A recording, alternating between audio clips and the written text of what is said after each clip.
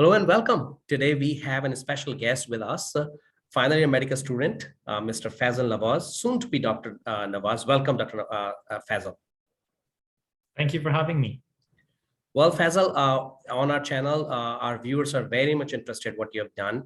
Why don't you introduce yourself first, and then we have a few questions to ask today. Yeah, for sure. So my name is Faisal Nawaz, and I am a final year medical student based in Dubai. And it's just been really great sharing these years of experience as a student, growing up, getting exposed to research and other forms of learning, and happy to be here on the call. Fantastic, Faisal. Faisal, you have made a name in social media, not just writing anything, but very specific target, which is a role model for many students as far as healthcare providers around the world.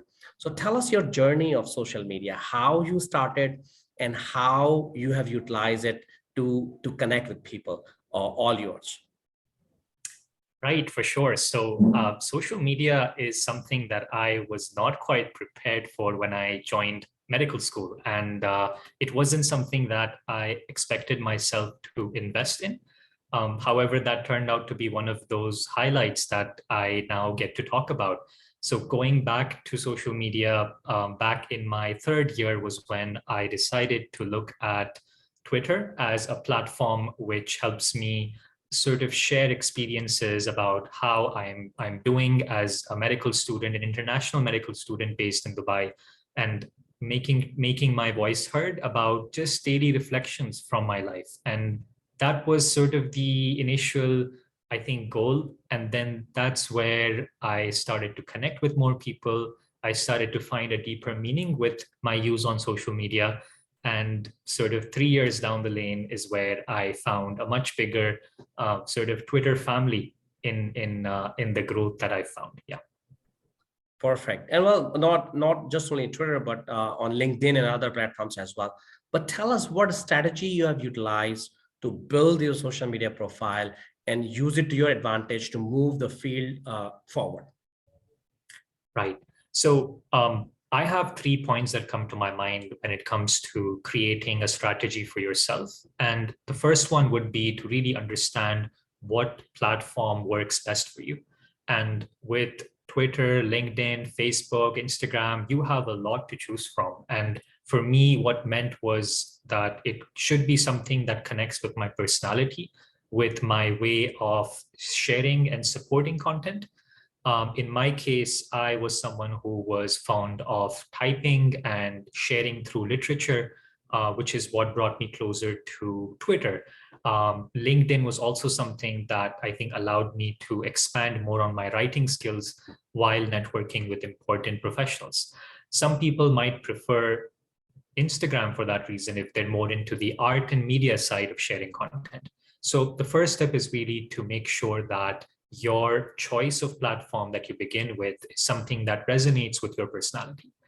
My second tip would be to be genuine with your work. So anything that I would share would be something that I am experiencing in my life, be it the smallest of joys of medical school or a bigger accomplishment in the form of research publications. And as long as I was genuine to my work, the right people, the right followers, they would come on their own without having to try to increase that number or gather a much bigger following that I needed. So that was my second tip. And my third and final tip is to be kind. It is to be someone whom you would like to meet and feel comfortable with. Just like the real world, I think social media follows a very similar principle. Kindness gives back kindness, and simply by being a supportive and nurturing person, I think I got back the same kind of support over these years, which led to my follower counts as well. So be kind. That's such an important message in today's environment. The question comes in my mind is that as you, how much time you spend in the beginning, because it could take a lot of time or it could suck you in. So how much time you spend in the beginning and how you made a balance in between being a final medical student or fifth year or an intern, and you're always prompt in responding. So how did you, how much time initially you spend in building the infrastructure and how you're making a balance? That's a very good question, Dr. Kashyap. And I think when it is about any new habit or investment that we make, be it in the form of time or financially, it's quite a change to our lifestyle without sometimes us even realizing the impact it has. So for me, in the beginning, it was something more of a trial and error sort of a thing. I would interact and spend more time when I would get some sort of free space on the weekends. And then I realized that perhaps I could use some tools on social media that allow me to schedule my content accordingly without having to constantly be there. So keeping that steady flow of activity while also understanding how important time management can be. If anything, it just helped me find more discipline in my life.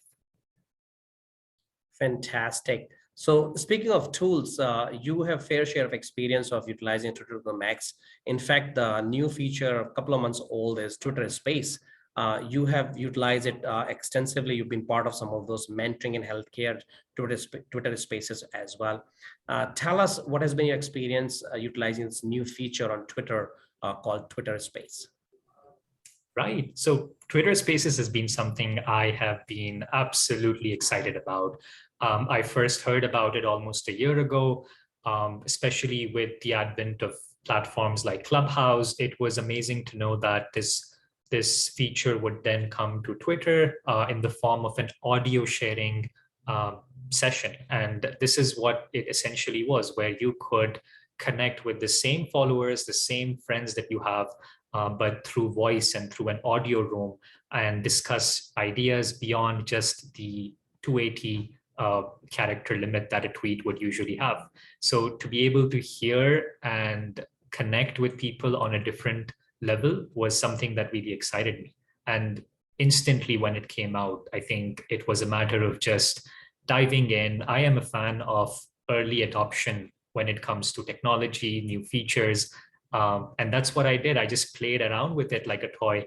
And before you know it, there was so much of potential in terms of sharing knowledge, having discussions, some even creating new ideas and collaborations, some of which we've already done through our mentorship spaces, and hopefully more to come using this platform.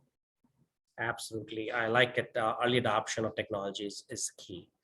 Share with us any funny incident while being on social media, or a painful incident, if so, and how you managed it, given that that requires some tools for medical graduates or people in healthcare environment to make sure that they are disciplined from that angle as well, if you don't mind.